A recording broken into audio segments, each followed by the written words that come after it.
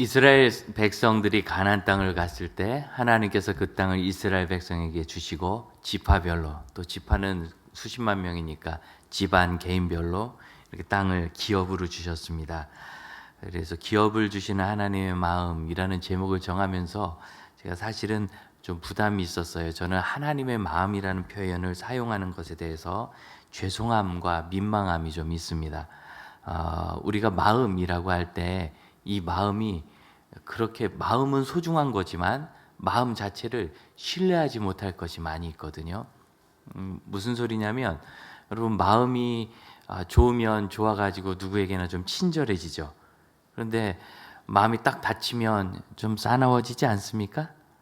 화가 나면 그 사람에게 함부로 할 수도 있고, 또 마음이 닫히면 가족들일지라도 등을 지고 말도 안 하고 살기도 합니다.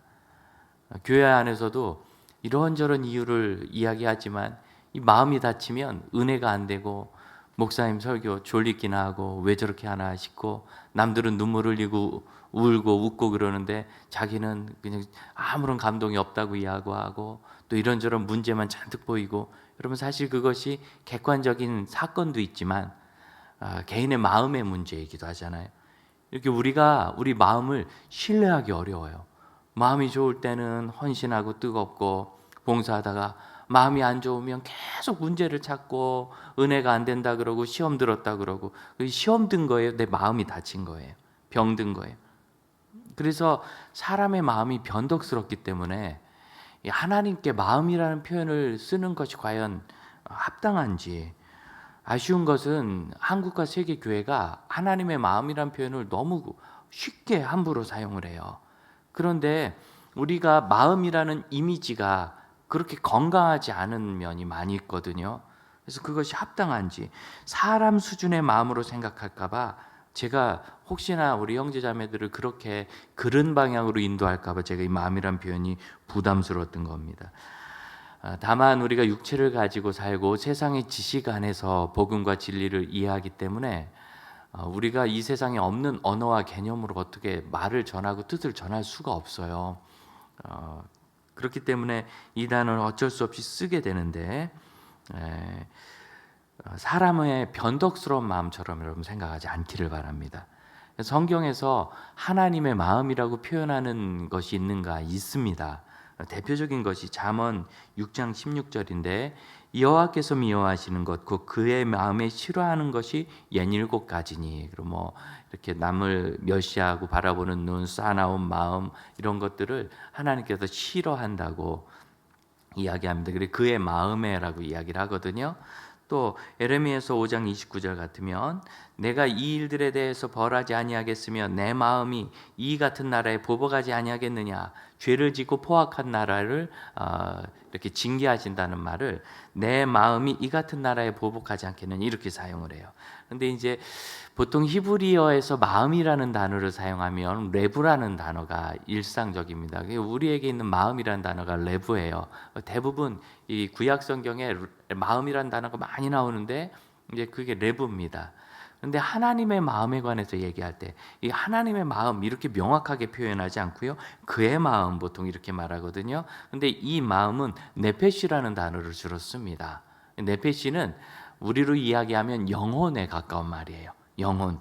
또 이것을 상징적으로 의미적으로 사용하면 중심, 뜻, 그 계획, 원하는 것, 계획하는 것, 의지, 뭐 이렇게 말할 수 있습니다. 영어로 will이라는 단어가 있죠. 의지. 거기에 가까운 그런 표현이라고 할 수 있습니다. 그래서 물론 레브라는 말도 하나님의 마음을 할 때 간혹 쓰는데, 이건 이제 사람의 마음처럼 어떤 그런 의미가 있을 때 쓰고, 하나님의 마음을 얘기할 땐 주로 이 네페시를 사용합니다. 또 다른 경우가 있는데 신명기 30장 3절 같은 것입니다. 내 하나님 여호와께서 마음을 돌이키시고 너를 긍휼히 여기사 포로에서 돌아오게 하실 것이라. 이스라엘 백성들이 우상 숭배하고 죄짓고 이 가나안 땅을 하나님께서 하나님의 나라를 세우라고 주셨는데, 거기에 아주 이방 민족 따라서 엉망으로 살면 가나안 민족이 쫓겨난 것처럼 너희도 쫓겨날 것이다. 그런 말씀이거든요. 그럼 지금 이스라엘 백성들이 왜 가나안 땅에 들어가죠? 그 땅에 원래 살고 있었던 사람들이 하나님의 뜻에 합당하지 않게 그 나라를 사용했기 때문입니다. 그 땅을. 그래서 그들이 다 내쫓겨나고 죽임당하고 하나님의 뜻에 순종할 나라를 전 지구 안에서 샘플로 그 팔레스타인, 가나안 땅, 크지 않은 땅에 심어두시는 거예요.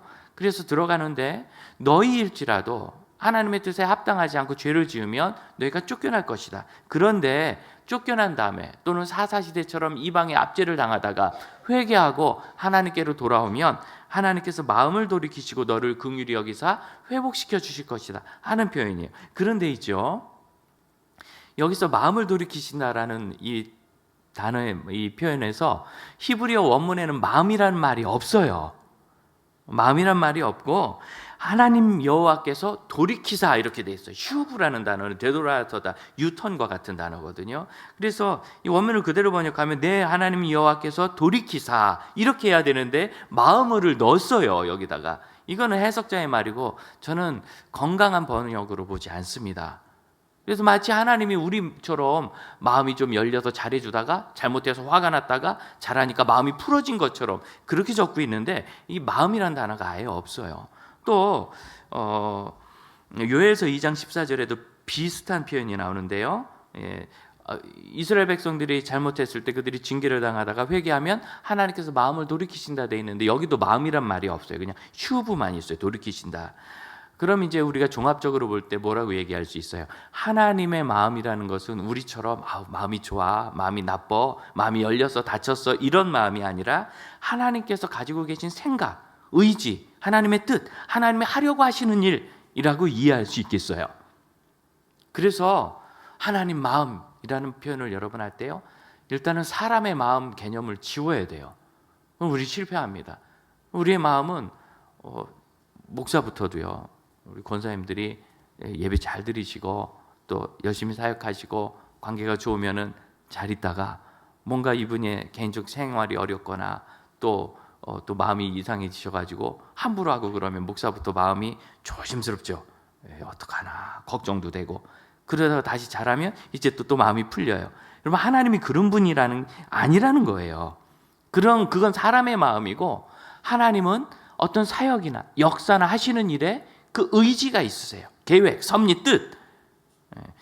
그 대표적인 것이 이스라엘 백성들에게 이 가나안 땅을 주신 거 아니겠어요? 그러면 이 마음이란 표현이 없어도 가나안 땅을 주신 하나님의 의지, 하나님의 뜻을 우리가 알 수 있겠죠. 그 뜻을 알 수 있는 것이 여러분 11장 마지막 절입니다. 한번 찾아보시겠어요? 12장 1절 바로 위에 있겠죠. 11장 마지막 절 338면입니다. 23절 같이 한번 읽어보겠습니다.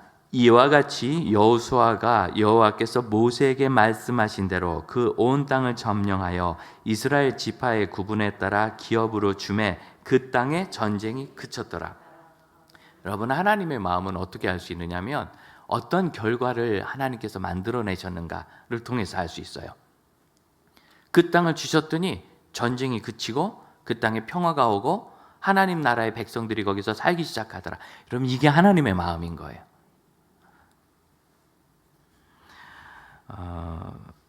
이 구절 바로 위에 21절을 보면 여호수아가 모든 산지 이런 것들을 멸절하여 그 성들을 진멸하여 바쳤다. 그럼 진멸하여 바친 이 행동만 보기 때문에 다 진멸하는 게 하나님의 마음인가 생각하는데 오해예요. 하나님의 의지는 진멸이 아니고 평화입니다. 가나안 사람들이 하나님이 주신 그 땅을 복되게 사용하지 않고 악하게 사용했으므로 결국 그들이 축출되고 진멸당하고 하나님의 뜻대로 사는 모형을 거기다 심어주시는 것이 하나님의 의지예요.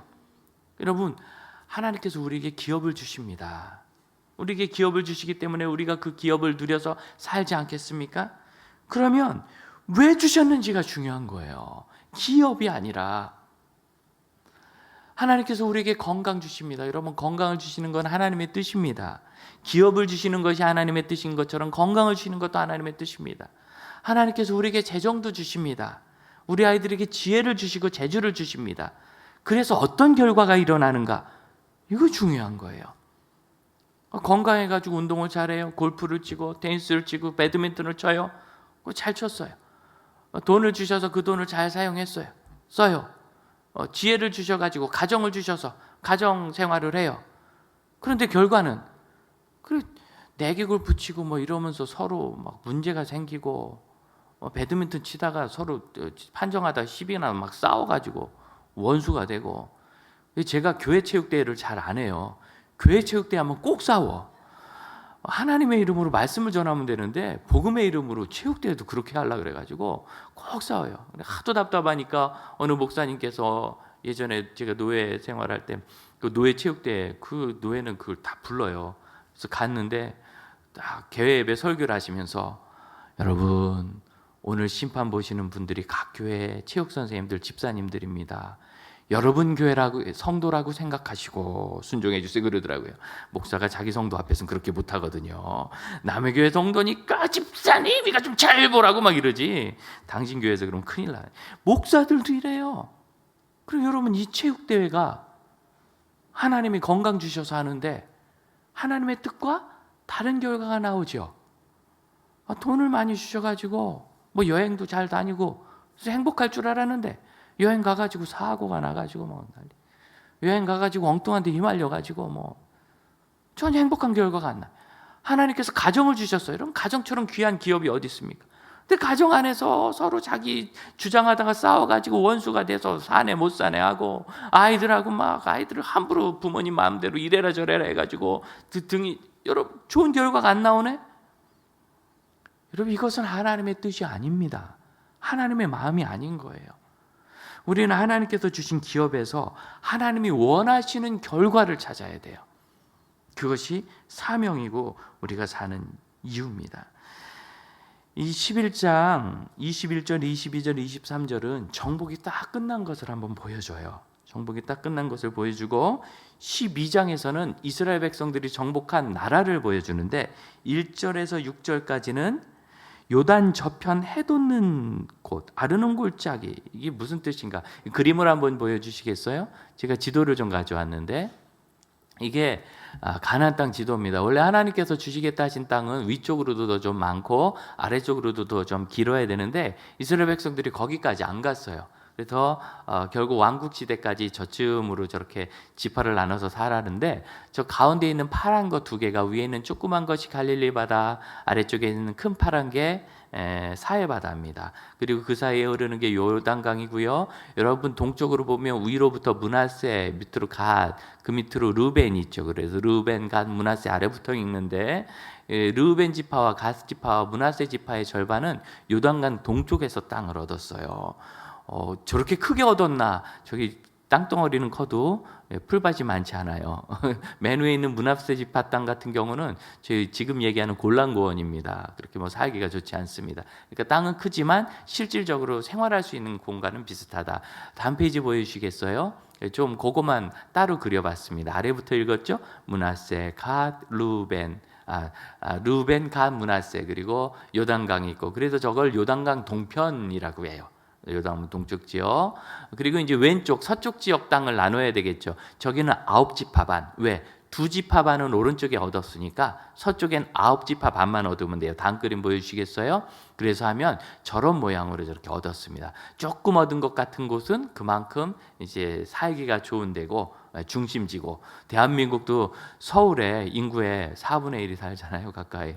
그런 것처럼 살기 좋은 그런 지역이다, 이렇게 생각하시면 되겠습니다. 그렇게 해서 12장 1절부터 6절까지는 요단강 동쪽에서 축출한 왕들, 그리고 12장 7절로 마지막 절까지는 요단강 서편 가나안 땅에서 추출한 왕들이 거기 적혀 있어요. 이렇게 이제 일단락되나 그랬더니 이제 다시 말씀을 보겠습니다. 13장 1절 이후로는 다시 이스라엘 백성들이 그 땅을 이제 9지파 반이 나누어 갖는 장면들이 나와요. 그래서 11장까지 이제 정복 전쟁에 관한 부분을 이렇게 다 했다, 평화가 왔다고 마무리 지은 다음에 12장 1절부터 그 정복에 대해서 다시 이렇게 설명을 하고 있는 겁니다. 이때 하나님께서 기대하시는 것은 무엇이냐면 13장 1절부터 7절 사이에 있는 그 땅을 가지라는 것이에요. 우리에게 기대하는 겁니다. 그런데 이 땅을 가질 때 우리가 기억해야 될 세 개의 주어가 있습니다. 주어, 나는, 너는, 우리는 이런 것이 주어거든요. 13장 1절을 한번 보겠습니다. 여호수아가 나이가 많아 늙음에 여호와께서 그에게 이르시되 너는 나이가 많아 늙었고 얻을 땅은 매우 많이 남아있도다. 이렇게 돼 있죠. 그래서 너는, 여호수아는 나이가 많아 늙었다. 이 말씀 보면 나이가 많아 늙었으니까 이제 너는 더 못하겠으니까 나눠줘라, 이런 말씀처럼 들려요. 한글 번역이 그런데 늘 말씀드리지만 히브리어 번역은 그냥 그리고 바브라는 단어로 앞뒤를 연결을 해요. 그렇지, 그리고, 그러나, 그런데, 그래서, 그러므로 우리말처럼 이런 접속사 의미가 없어요. 왜냐하면 이건 따로 있어요. 그래서 여기 왜냐하면이란 단어가 없어요. 그냥 그리고로 연결돼요. 제가 히브리어 느낌을 살려서 다시 읽어보면 이렇습니다. 13장 1절, 여호수아가 나이가 많아 늙었다. 그리고 여호와께서 그에게 말씀하시되 너는 나이가 많아 늙었다. 그리고 그 얻을 땅은 매우 많이 남아있다. 어떠세요? 제가 좀 중립적으로 읽으려고 했었는데, 그러니까 네가 나이가 많았기 때문에 이제는 안 됐다, 뭐 그런 의미가, 나이가 많을 때까지 다 못했다, 실패의 의미가 있는 것이 아니라 그냥 너는 나이가 많은 거예요. 여러분, 우리 하나님께서 우주를 창조하시고 인류를 다 지나보시는데 한 사람의 생애에 그 하시는 일이 묶이겠습니까? 여호수아가 나이가 많았다고 끝나겠어요? 이제 여호수아가 할 일은 여호수아가 거기까지 한 거예요. 잘했어요. 그게 다예요. 그러니까 여기는 부정적인 의미가 있지 않아요. 다만 우리 입장에서는 혹시 아쉬울 수도 있어요. 이렇게 평생 살았는데 다 안 됐네, 다 못했네, 다 못 받네. 우리가 가족을 위해서, 가족 구원을 위해서 기도했는데 아직도 구원 못 받은 사람이 있네. 40년 50년 기도했는데도. 이런 한계감이 있을 수 있어요.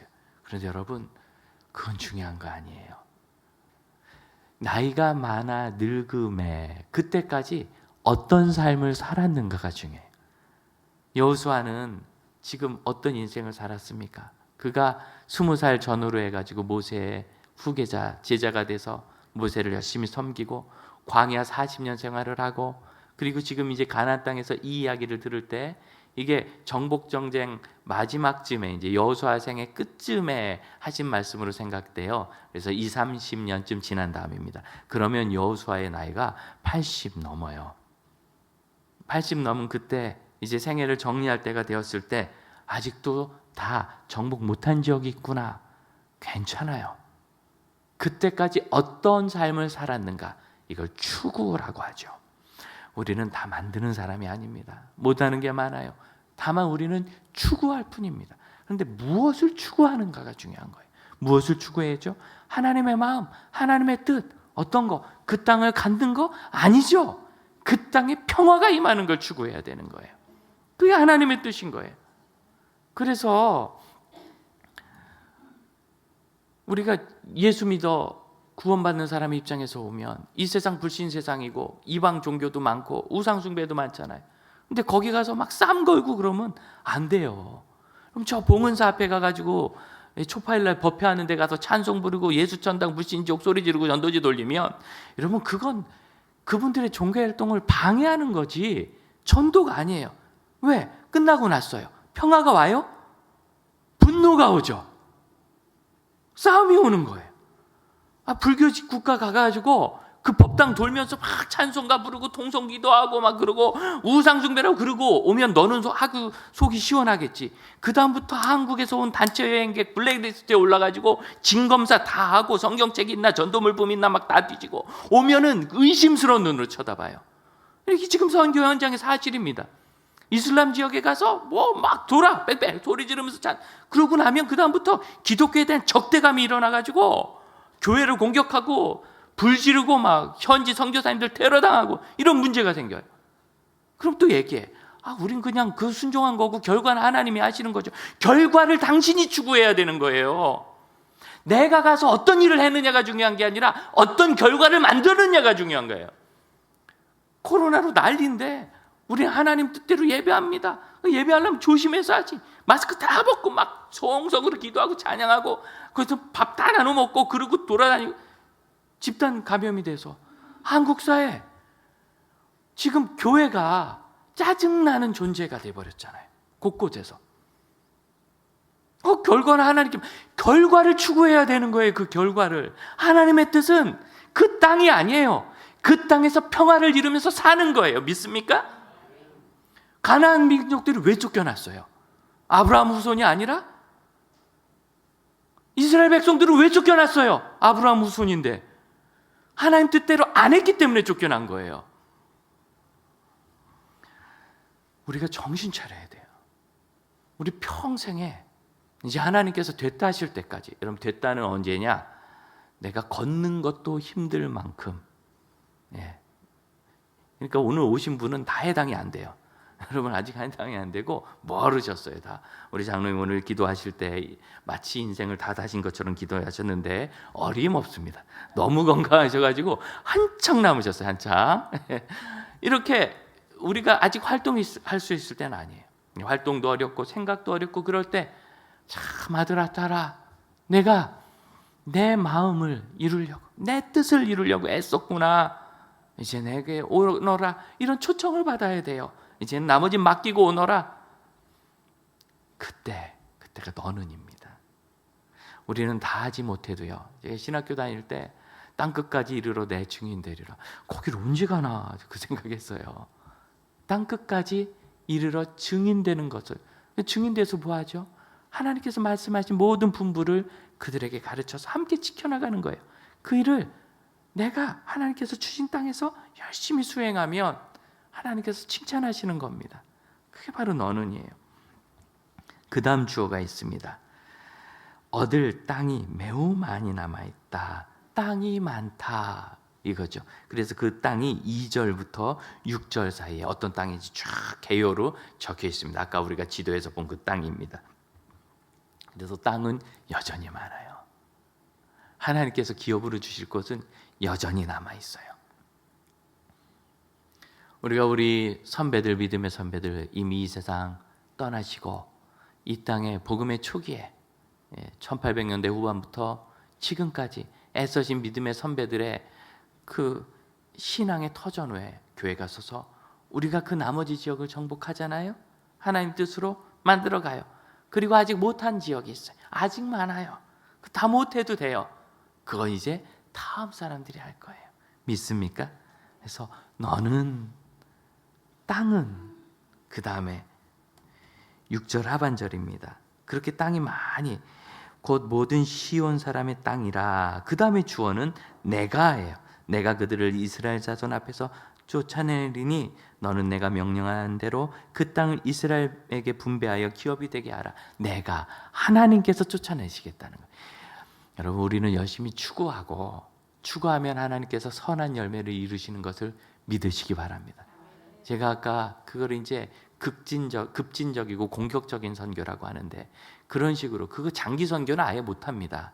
급진적으로 공격적으로 선교지에 3년, 5년, 20년 살 수 있어요? 그 몇 주에서 몇 달하고 도망오는 거예요. 그렇게 하면 왜 문제인가? 거기서 소리 지르고 찬양하고 외치고 기도하는 걸 추구했지 그 땅의 평화와 회복을 추구한 게 아니기 때문이에요. 마음에는 원했지만 그들이 한 일은 싸움과 분쟁을 추구한 거예요. 그래서 안 되는 거예요. 이해되시죠? 추구가 뭐냐 말이에요. 우리가 하나님께서 주신 지역을요 가까운 곳에서 가졌잖아요. 여러분의 가정, 우리 교회 공동체, 학교, 직장, 친구들 간에 거기서 하나님의 나라를 계속 추구하는 거예요. 그러면 내가 다 못 이룰지라도, 내가 우리 자손들 다 예수 믿는 거 못 보고 천국 갈지라도 하나님께서 내가 하리라 하시는 것을 믿으시기 바랍니다. 그때까지 할 일은 뭐예요? 그럼 우리는 추구하는 일이에요. 한국교회 역사를 두고 하나님께서 말씀하십니다. 우리 돌아가신 그 옥하는 목사님께 내가 이제 나이 많아 늙었으니 내게 오너라. 김창희 목사님께, 한경직 목사님께 내가 나이 많아 늙었으니 이제 오너라.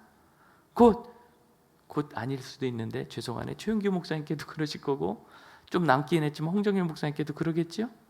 그럼 가는 거예요. 아직 하나님 나라가 돼야 될 곳이 많이 남았지? 그건 내가 할게. 하나님께서 그분들에게 말씀하셔서 그걸 누가 맡았어요? 저와 여러분이 맡은 거예요.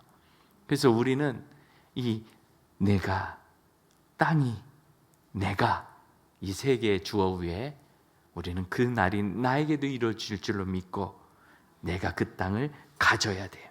그 땅을 받아야 되는 거예요. 그 땅을 받는 게 뭘까요? 그 땅을 받는 거, 그 땅을 향하여 나가는 거지요.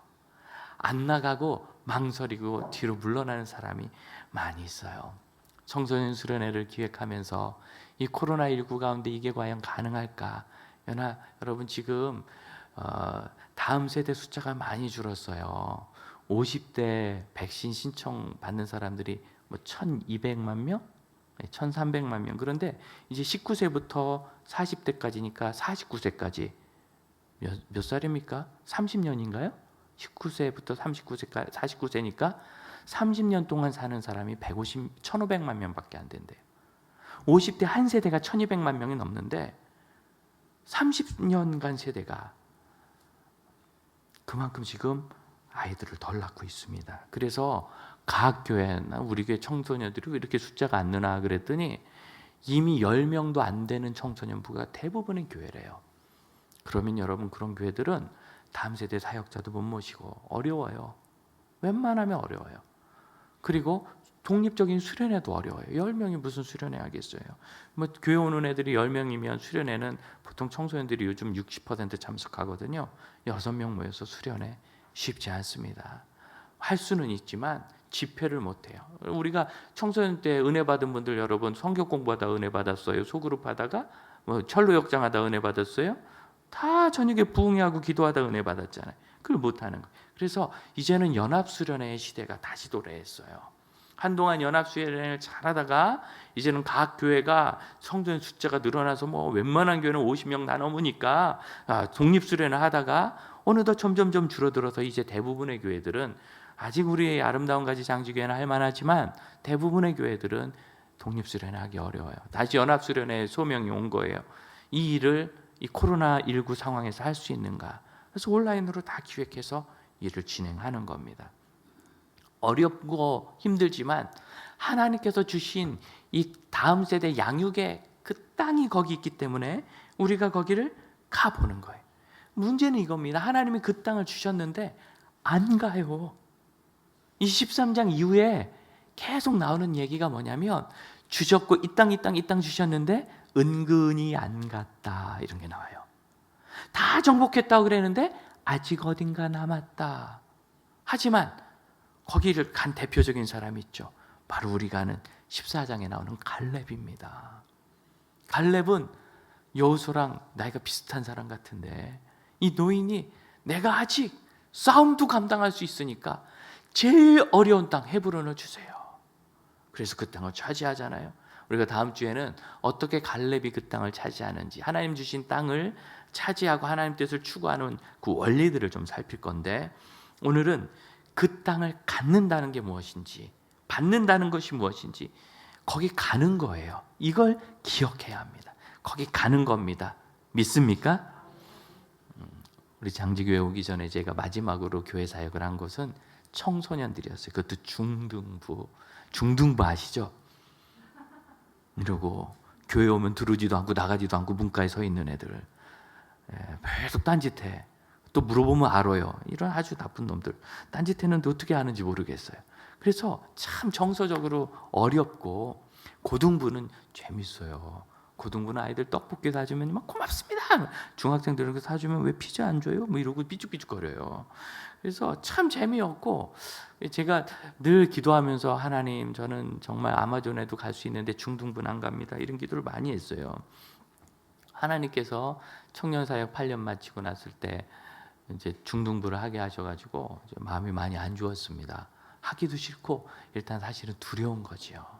참 두려운데 이 아이들을 만나고 열흘 만에 수련회를 갔는데 거기서 하나님께서 큰 은혜를 주셨어요.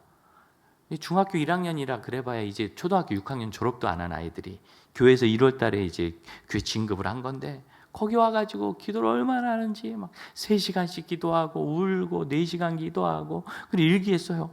나는 기도 지금까지 2분 이상 해본 적이 없는데 내가 3시간 반 기도하고 내가 기절하는 줄 알았다. 이렇게 쓰고 간증하고, 그리고 은혜를 받고 오더니 교회 와가지고요, 예배 헌신을 해가지고 아이들이 앞자리를 꽉 채워 앉아가지고 예배 시간에 찬양만 부르면 벌떡 일어나서 찬양을 하니까 수련회 안 왔던 애들이 깜짝 놀래가지고 이것들이 뭔 짓인가, 다 짰나, 나를 놀리나, 몰래카메라인가 이러면서 회둥그레하고 그랬어요.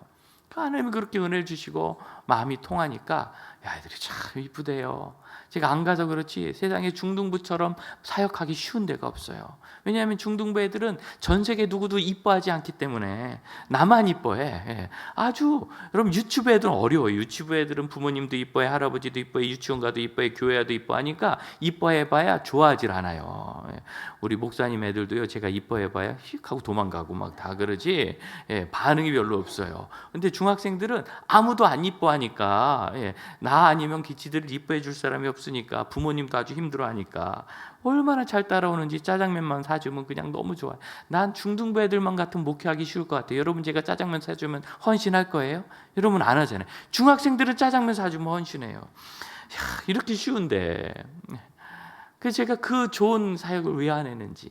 그러다가 말이죠, 여름이 지나고 저는 행복해요. 너무너무 행복해서 신이 나서 돌아다니는데 어느 날 우리 선생님들하고 대화를 하다 깜짝 놀랐어요. 선생님들은 정말 마지못해서 중등부 교사를 하더라고요. 그냥 1년 내내 기도 제목이 주님 올해는 그만두게 하옵소서 이거예요. 그만둘 생각만 하고. 그래서 왜 그런 문제가 있는가 하고 제가 한 달을 연구했어요. 한 달을 연구하고 4주 만에 제가 답을 찾았는데 너무 간단하더라고요. 아무런 감동도 없고 은혜도 없고 도전도 없고 변화도 없는 것 같은 거예요. 왜? 저는 이 아이들을 만나려고 학교에 쫓아가고 집 앞에서 기다리고 불러내고 제자훈련 하느라고 일주일에 2시간씩 가르치고 한 달에 한 번씩 금요 기도회 한다고 불러내가지고 교회에서 아이들하고 기도회 하고 뭐 이러는데, 우리 선생님들은 일주일에 20분 예배 끝나고, 그것도 출석 끝나고 부르고 나면 시간이 얼마 안 남아. 그 잠깐 얘기하고 그걸 보내는 거예요. 여러분, 중학생부터는 굉장히 비판적인 사고를 하거든요. 그리고 내 삶에 하나님이 어떤 의미인가를 계속 찾기 시작해요. 여러분, 겨우 20분 모임해가지고 그런 걸 할 수 있어요? 예, 순장 여러분, 우리 순모임 20분인데 은혜로운 순이 가능합니까? 우리 청년 리더 재중이 20분만 순모임하면 순모임이 은혜롭겠어요? 그게 불가능한 거예요. 겨우 20분, 그것도 못 채워요. 애들이 하도 못 채니까. 그래가지고 보내기 바빠요. 그래서는 하나님께서 하신 변화를 이룰 수 없어요. 하나님이 그 땅을 주셨는데 교사들이 거기 마지못해 얹혀 있는 거지 사는 게 아니에요. 이분들을 여기서 살게 해야 되겠다. 그래서 선생님들하고 오랫동안 회의를 한 다음에 설득을 해가지고 교재를 바꿨어요. 일단 교재 자체가 이런 거 가지고는 은혜가 안 돼. 선생님도 은혜 못 받는 교재를 어떻게 하냐. 여러분, 제가 이 말씀을 은혜 안 받으면 제가 설교가 되겠습니까? 제가 꼬꾸라지고 눈물을 흘리고 무릎 꿇고 회개하고 헌신하고 그래야 설교가 되는 거거든요. 아니, 목사도 이런데 교사가 내가 은혜 받지 못하는 공과 가지고 해봐야 되겠어요? 교재를 바꿨어요. 사실은 청년부 교과예요.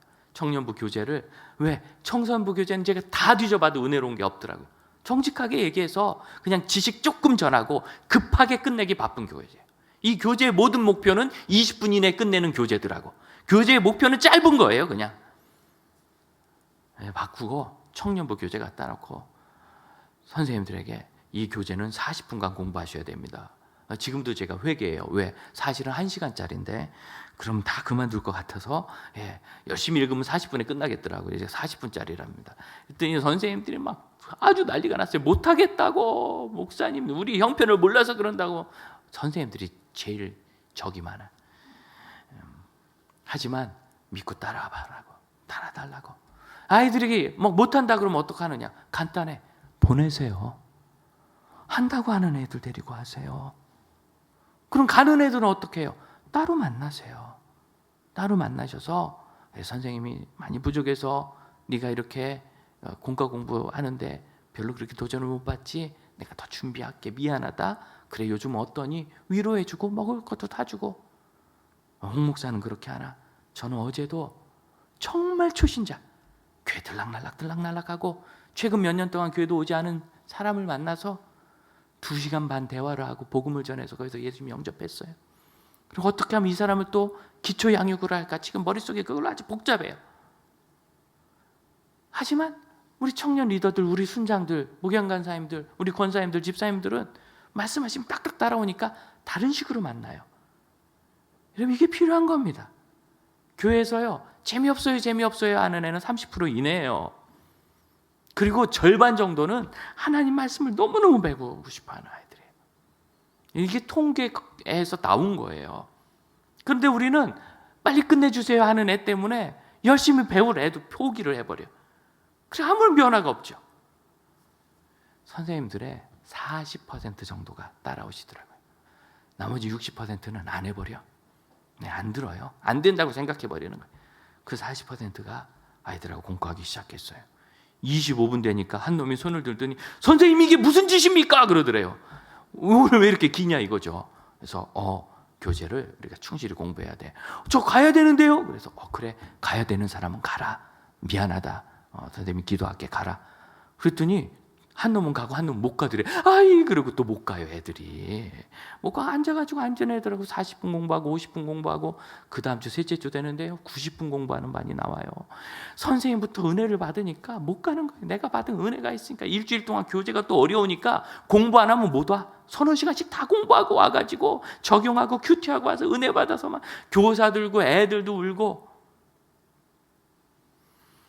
하나님이 그 땅을 주셔도 우리가 안 가져요. 얹혀 사는 거지. 받지를 않아요. 받는다는 게 뭡니까? 믿음으로 하나님께서 맡기신 그 일을 거기서 하는 겁니다. 우리는 사실은 다 그런 이 이스라엘 백성들 같은 삶을 살아요. 하나님께서 여호수아를 통하여 이스라엘 백성들에게 그 땅을 주시고 가나안 지역에 흩어져 살라고 하십니다. 하나님께서 예수 그리스도 안에서 우리를 부르사 전 세계를 주시고 그 땅 곳곳에서 살라고 하십니다. 어떻게 살라고 하시죠? 하나님 말씀 지키고 그것을 다른 사람에게 가르치고 그리고 그렇게 살게 하라. 그렇게 살게 하는 건 같이 그렇게 사는 걸 말해요. 그것이 해외든 국내든 우리가 하나님께서 주신 지역이 있잖아요. 여러분의 가정, 직장, 학교, 우리가 사는 그곳에서 어떻게 내가 배운 말씀을 지키고 그대로 살고 그리고 그것을 가르치고 거기서 함께 그렇게 살게 하라. 사도 바울은 뭐라고 얘기하느냐면 빌립보서 1장 20절, 내가 살든지 죽든지 내 몸에서 그리스도가 존귀 여김을 받는. 여러분, 우리 인생의 전부입니다. 사는 거 아니면 죽는 거 아니에요. 이 세상에 있는 동안은 다 사는 거고 이제 내가 나이 많아, 수고했구나, 아들아 딸아 오너라, 그럼 이제 죽는 거예요. 살든지 죽든지 이 생과 내 생에서 우리는 오직 그리스도께만 영광 돌리는 사람입니다. 그걸 소망하는 거예요. 그러면 하나님께서 그 일을 이루십니다. 그 중등부의 경험은 저의 사역 모든 것을 바꿨어요. 아, 그렇구나, 되는구나 이게. 그래서 항상 성도를 보더라도 제자가 돼서 사역하시는 분, 열심히 성장하는 분, 그리고 따로 돌봐야 되는 분, 늘 이렇게 세 단계로 보게 되고 각각에 맞춰서 사역을 하고 다음 세대의 사역의 개념이 달라졌어요. 제가 이번에 코로나19 중에 수련회 합니다. 근데 이 수련회는 각자 집에서 온라인으로 참여해야 돼요. 얼마나 어렵겠어요, 이 청소년들이. 그리고 여러 가지 상황상 전부 하지 않아요. 그래도 우리 교회 아이들은 많이 했어요. 10대 명이 신청하셨대요. 신청 정말 하신 거예요. 걔들은 대단한 거죠. 이렇게 하겠다는 애들이 있는데 왜 안 하냐고. 하겠다는 아이들이 있잖아요. 꼭 해야 될 교회가 포기했어요. 그래서 제가 담임 목사님께 전화드렸어요. 목사님, 저는요 우리 교회 아이 한 명이 해도 할 겁니다. 그 한 명이 교회로 움직이는 겁니다. 우리 교회 청년부 어떻게 부흥했느냐 그러셨죠? 제가 2명을 200명처럼 섬겼다 그랬죠? 저는 2명도 합니다. 1명도 합니다. 그랬더니 그 목사님이 5명을 다시 모셨더라고요. 권면하고 해서 안 하겠다는 사람 보내는 거예요. 하겠다는 사람이 있는데 대부분 안 한다고 그만둬 버려요. 여러분, 그건 어느 경우예요? 여호수아가 하나님께 와서 하나님 보내면 뭐합니까? 안 갑니다. 갈렙은 가잖아요. 갈렙하고 하면 되잖아요. 사랑하는 교사 여러분, 반 지금 못 모이죠? 한 명도 안 모여요? 정말 한 명도 안 모여요? 순장 여러분, 순원들하고 잘 안 되죠? 한 명도 안 돼요? 저는 목사인데, 담임 목사인데, 천명교회 담임 목사인데 어제 그 중요한 토요일 날 2시간 반을 한 사람을 위해서 썼어요. 제가 이 설교하려고 쓴 게 아니에요. 마침 그분이 와서 만난 거예요. 안 그럼 제가 평일날 만나지 뭐하러 토요일날 만나겠어요? 그분 시간에 전적으로 맞춘 거예요. 사랑하는 형제 자매 여러분, 직장에서 따돌림 당하세요? 예수 믿는다고? 한 명도 내 말을 안 들어주는 거 맞아요? 한 명도 없어요? 갈렙으로 우리는 사는 거예요. 내가 그렇게 순종한 한 명이 되면 순종한 한 명 또 제자를 하나님 주십니다. 2만 몇 명이 그 벳세다에서 떡을 먹었어도 남은 사람은 12명인 거예요. 해봐야 소용없네요 아버지. 예수님 그런 말씀 안 하셨어요. 2만 명 중에 12명. 여러분 5명에 1명이면 대단한 겁니다. 100명에 1명이면 대단한 겁니다. 예수님 2만 명 중에 12명 하셨는데요. 함께 기도합시다. 하나님께서 주신 땅을 우리가 함께 가는 사람이 되기를 원합니다. 거기 얹혀 살지 말고 취하십시오. 그 다음에 우리 이번 주간에 있는 이 성경학교 EPPT 영어제자훈련 마지막 과정이고 유치부가 오늘 이제 시작해서 주일마다 합니다. 청소년들이 이 코로나 와중에 월화수 3일간 합니다. 온라인으로. 하나님께서 복 주소서, 제자를 일으키소서. 우리 함께 합심하여 기도하겠습니다. 기도합니다. 주님께서 이 일을, 아버지께서 저에게 맡기신 일을 저희 감당하기를 원합니다.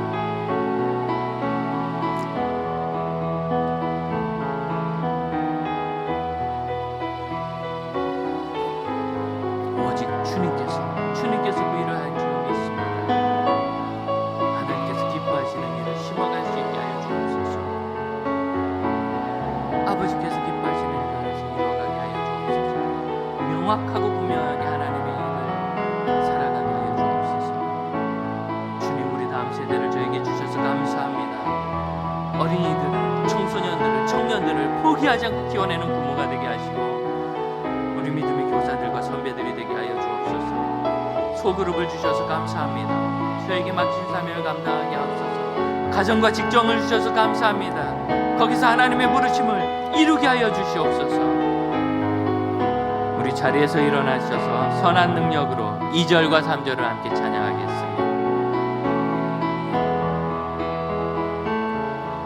지나간 어둠의 날들이 무겁게 내 영혼 짓눌러도 주여 우릴 외면치 마시고 약속의 구원을 3절 하겠습니다. 주께서 밝히신 작은 불꽃이 주께서 밝히신 작은 불꽃이 어둠을 헤치고 타오르네.